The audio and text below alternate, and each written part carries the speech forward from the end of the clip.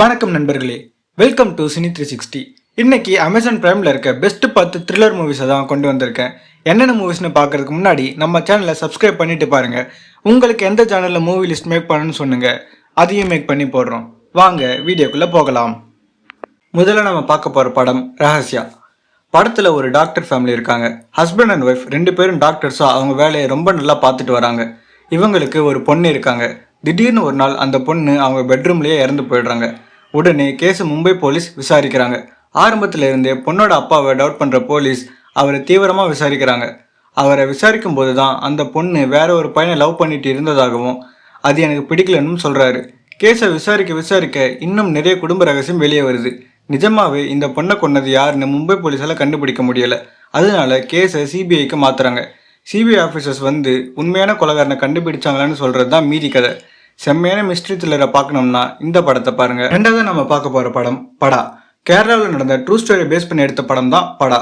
படத்தில் ஐயன்காளி சமூகத்தை சேர்ந்த 4 பழங்குடியின ஆண்கள் அந்த ஊர் கலெக்டரை பிணக்கைதியாக வச்சு அவங்க டிமாண்ட்ஸை நிறைவேற்றினாங்களா அப்படின்னு ரொம்பவே சூப்பராக படத்தில் சொல்லியிருக்காங்க.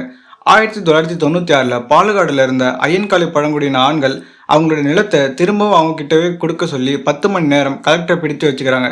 இது மட்டும் இல்லை, நிலத்தை வாங்கி கொடுக்கலனா எடுத்துகிட்டு வந்த பாம்பை வெடிக்க வச்சு எங்கள் கூடவே நீங்களும் சாகணும்னு மிரட்டுறாங்க.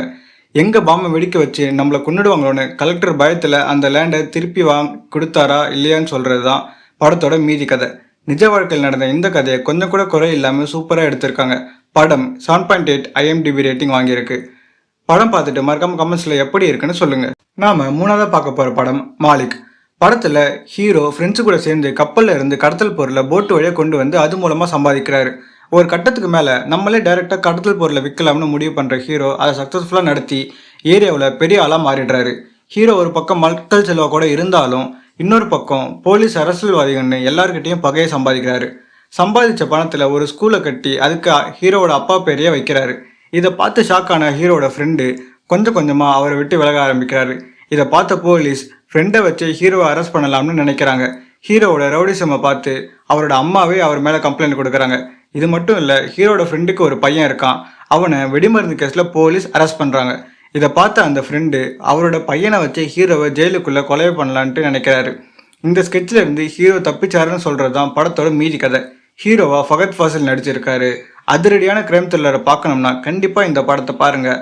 படம் ஸ்டார்டிங்லேருந்து எண்டிங் வரைக்கும் பரபரப்பாக இருக்கும். கண்டிப்பாக படம் பார்த்துட்டு எப்படி இருக்குன்னு சொல்லுங்கள். நாம் நாலாவதாக பார்க்க போகிற மூவி கேஸ் ஆஃப் கொண்டானா. இது ஒரு கன்னட த்ரில்லர் மூவி. படத்தோட ஒன்லைனர் என்னன்னா, பெங்களூரில் தொடர்ந்து கொலை நடக்குது. இதை பார்த்த ஊர் மக்கள் போலீஸ் மேலே கொஞ்சம் கொஞ்சமாக நம்பிக்கையை இழக்கிறாங்க. இதனால் அந்த ஊருக்கு புதுசாக அசிஸ்டன்ட் கமிஷனராக வராங்க. இந்த கேஸில் யார் குற்றவாளின்னு உடனே கண்டுபிடிக்க சொல்லி அந்த ஏசிக்கு ப்ரெஷர் கொடுக்குறாங்க.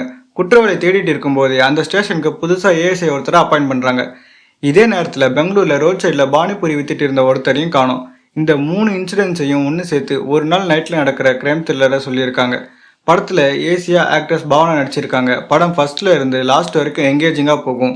5ஆவதாக நம்ம பார்க்க போகிற மூவி நிழல். படத்தோட ஒன்லைனர் என்னன்னா, ஜட்ஜாக இருக்கிறது நம்ம ஹீரோ. ஒரு ஆக்சிடென்ட் நடக்குது. அதில் மனநலம் பாதிக்கப்பட்டு அதில் இருந்து கொஞ்சம் கொஞ்சமாக மீண்டு வராரு. அப்போதான் ஒரு சின்ன பையனை பார்க்குறாரு. அந்த சின்ன பையன் நிறைய கொலை கதையை நம்ம ஹீரோ கிட்ட சொல்கிறான். இது எல்லாமே ரொம்ப வருஷத்துக்கு முன்னாடி நடந்த நிஜ கதையாக இருக்குது. இந்த கொலையை பற்றி இவனுக்கு எப்படி தெரிஞ்சுன்னு ஹீரோ விசாரிக்கிறாரு. விசாரிக்க நிறைய அதிர்ச்சியான சம்பவம் நடக்குது. சாதாரண ஒரு சைக்கோ த்ரில்லராக ஸ்டார்ட் ஆகி பேய் கதை போல மாறி திரும்பவும் சைக்கோ த்ரில்லராக படம் முடியும். படம் பார்த்துட்டு எப்படி இருக்குன்னு சொல்லுங்கள்.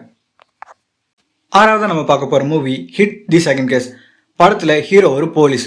கிரைம் ஸ்பாட்டுக்கே போகாமல் இவன் தான் குற்றவாளின்னு கண்டுபிடிக்கிற ஷார்ப்பான ஒரு ஆள். படத்தோட ஒன்லைனர் என்னன்னா, ஒரு பொண்ணை கொலை பண்ணி வீட்டில் இருக்கிற ஹாலில் போட்டுடுறாங்க. அந்த பொண்ணோட தலை, 2 கை 2 கால்னு எல்லாமே தனியாக கட் பண்ணி போட்டு இருக்காங்க. ஹீரோ கேஸை விசாரித்து போஸ்ட்மார்ட்டம் ரிப்போர்ட்காக வெயிட் பண்ணுறாரு. அங்கே தான் ட்விஸ்டே. என்னன்னா, அந்த தலை, கை, கால் எல்லாமே வேறவங்களோடது. ஆனால் இறந்து போன பொண்ணோட கழுத்தில் கொலையாளியோட பல் தடம் பதிஞ்சிருக்கு. அந்த கொலையை பண்ணிட்டு அவன் போகும்போது ஷூவை மறந்துடுறான். அந்த ஷூ சைஸையும் பல் தடத்தையும் வச்சு கேஸை மூவ் பண்ணுறாரு ஹீரோ. இந்த ஆதாரங்களை வச்சு ஹீரோ ஒரு குற்றவாளியை கண்டுபிடிக்கிறாரு. ஆனால் அவன் நான் பண்ணலைன்னு அந்த குற்றவாளி கோர்ட்டில் சொல்லிடுறான். இதனால ஹையர் அஃபிஷியல்ஸ் எல்லாரும் அந்த குற்றவாளியை என்கவுண்டர் பண்ணிடலாம்னு பிளான் பண்ணுறாங்க. ஆனால் ஹீரோ என்கவுண்டர் பண்ண விடாமல் தடுக்கிறாரு. இதுக்கு நடுவில் அந்த குற்றவாளின்னு சந்தேகப்பட்டவன் லாக்அப்பில் தற்கொலை பண்ணிக்கிறான். அப்போது உண்மையான கொலைகாரனை ஹீரோ கண்டுபிடிச்சாரா இல்லையான்னு சொல்கிறது தான் மீதி கதை. படம் செம்ம த்ரில்லா போகும். செம்மையான ஒரு சைக்கோ த்ரில்லர் மூவியை பார்க்கணும்னு நினச்சிங்கன்னா இந்த படம் பாருங்கள்.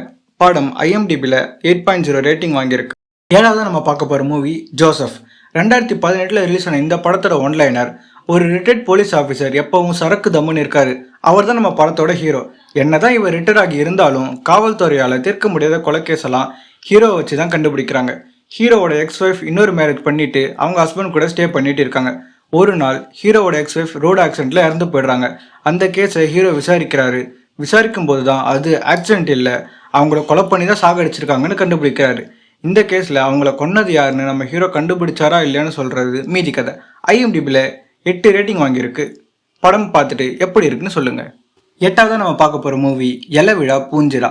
கோட்டயம் போலீஸ் ஸ்டேஷன் ஒன்று இருக்குது. அந்த போலீஸ் ஸ்டேஷன் இருக்கிற ஊருக்கு பூஞ்சிரான்னு பேர். போலீஸ் ஸ்டேஷனில் மொத்தமாகவே 3 போலீஸ் தான் இருக்காங்க. மலை உச்சியில் இருக்கிறதுனால அந்த இடத்துல அப்பப்போ வெதர் கண்டிஷனும் மாறிக்கிட்டே இருக்கும். இதுக்கு நடுவில் மலை உச்சி மேலே ஏதாவது லவ்வர்ஸ் கப்புள்ஸ்னு வந்தால் அவங்கள சமாளிக்கிறது தான் இந்த போலீஸோட வேலை. இதுக்கு நடுவில் அந்த போலீஸ் ஸ்டேஷனுக்கு பக்கத்தில் ஒரு பெண்ணோட பாடி பார்ட் ஒன்று கிடைக்கிது. இறந்து போன பொண்ணு யார், அவங்கள கொலை பண்ணி சாகடிச்சாங்களான்னு சொல்கிறது தான் மீதி கதை. படத்தில் மலை மேலே பல சீன்ஸ் இருக்குது. பார்க்குறதுக்கு எல்லாமே ரொம்ப நல்லா இருக்கும். பார்த்துட்டு எப்படி இருக்குன்னு சொல்லுங்கள். IMDbல 7.3 ரேட்டிங் வாங்கியிருக்கு. ஒன்பதாவதாக நம்ம பார்க்க போகிற படம் கோல்டு கேஸ். படத்தில் ஒரு இன்வெஸ்டிகேஷன் ஆஃபீஸர் இருக்காங்க. அந்த ஆஃபீஸர் ஹஸ்பண்ட் கிட்ட டிவோர்ஸ் வாங்கிட்டு புது வீட்டுக்கு போகிறாங்க. அவங்க வீட்டுக்கு பக்கத்தில் இருக்கிற ஒரு கிராமத்தில் ஒரு மண்டை ஓடு கிடைக்கிது. அதை விசாரிக்க ஏசிபியாக ஹீரோ வராரு. இறந்து போனது ஒரு பொண்ணுன்னு ஏசிபி கண்டுபிடிக்கிறாரு. ஆனால் அது யாருன்னு கண்டுபிடிக்க ரொம்ப சிரமப்படுறாரு ஏசிபி. அந்த இன்வெஸ்டிகேட்டரோட ஹெல்ப்பை கேட்குறாரு. இதுக்கு நடுவில் ஆஃபீஸர் புதுசாக போன வீட்டில் ஒரு அமானுஷம் இருக்கிறத கண்டுபிடிக்கிறாங்க. இறந்து போன பொண்ணுக்கும் அந்த மண்டை ஓட்டுக்கும் ஏதாவது சம்மந்தம் இருக்கான்னு கண்டுபிடிச்சாங்களான்னு சொல்கிறது மீதி கதை. படத்தில் பேய் ஃப்ரிட்ஜில் இருக்கிற மாதிரியும் வாஷ் பேசினில் முடி காட்டுற சீன்லாம் ரொம்பவே த்ரில்லாக இருக்கும். IMDbல 6.1 ரேட்டிங் வாங்கியிருக்கு. கடைசியாக நம்ம பார்க்க போகிற மூவி வாத். குவாலியர் அப்படின்ற ஒரு நகரில் ஒரு ரிட்டையர்டு டீச்சர் அவரோட ஒய்ஃப் கூட இருக்கார். இந்த கப்புளுக்கு ஒரு பையனும் இருக்கான். ஒரே பையன் அப்படின்றதுனால அவனோட ஆசை நிறைவேற்ற அந்த ஊரில் இருக்கிற ஒருத்தர்கிட்ட பணம் வாங்கி பையனை வெளிநாட்டுக்கு அனுப்புகிறாங்க. ஆனால் வெளிநாட்டுக்கு போன பையன் அங்கேவே செட்டில் ஆகிடுறான். அம்மா அப்பாவுக்கு ஒரு பைசா கூட கொடுக்காம அவங்க கிட்ட சரியாக பேசாமலும் இருக்கான். வட்டிக்கு கடன் கொடுத்தவர் பணம் வேணும்னு ரொம்பவே டார்ச்சர் பண்ணிட்டு வராரு. ஒரு கட்டத்துக்கு மேலே ரொம்பவே கோவப்படுற அந்த ரிட்டையர்டு டீச்சர் சீக்கிரம் இதுக்கு முடிவு கட்டணும்னு நினைக்கிறாரு. வட்டிக்கு பணம் கொடுத்தவர்கிட்ட பணம் கொடுத்தாங்களா இல்லையான்னு செம்மத்திரிலாம் சொல்லியிருக்காங்க. ஒன்லைனர் கேட்கும்போது நார்மலான ஸ்டோரி மாதிரி தான் தெரியும். ஆனால் படத்தில் அம்மா கேரக்டரில் நடிச்சிருக்கிறவங்க தான் படத்தையே தாங்கி பிடிச்சி செம்மையாக கொண்டு போயிருப்பாங்க. படம் பார்த்துட்டு எப்படி இருக்குன்னு சொல்லுங்கள். இது வரைக்கும் பார்த்ததுக்கு நன்றி.